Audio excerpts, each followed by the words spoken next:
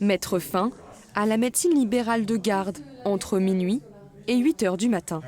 C'est le projet de l'Agence régionale de santé pour Saône, Novillars et ses 6 autres communes rurales ou semi-urbaines.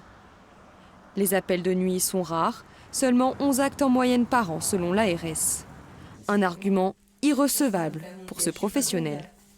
Même si c'est un appel par an pour sauver une vie, eh ben cet appel, pour moi, elle a une valeur inestimable. On n'a pas le droit de laisser des gens courir un risque parce qu'ils n'ont pas voulu choisir de vivre en ville. Autre crainte, que cette réorganisation vienne alourdir encore les urgences de Besançon et Trévenans. Les services sont déjà pleins à craquer.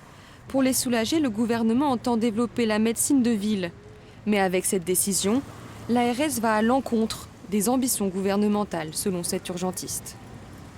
Il y a les belles paroles où on ne va pas renforcer les urgences puisqu'on va essayer de développer des alternatives. Et on voit que concrètement, c'est le contraire qui se passe. C'est-à-dire qu'on ferme des accès aux soins en extérieur pour tout recentrer sur l'hôpital. Et ça ne peut pas fonctionner comme ça. Dans une situation de crise, je pense que c'est vraiment un très mauvais choix de l'ARS. Contacté, l'ARS explique que les moyens économisés seront redéployés pour renforcer la présence de médecins généralistes auprès des régulateurs téléphoniques du SAMU.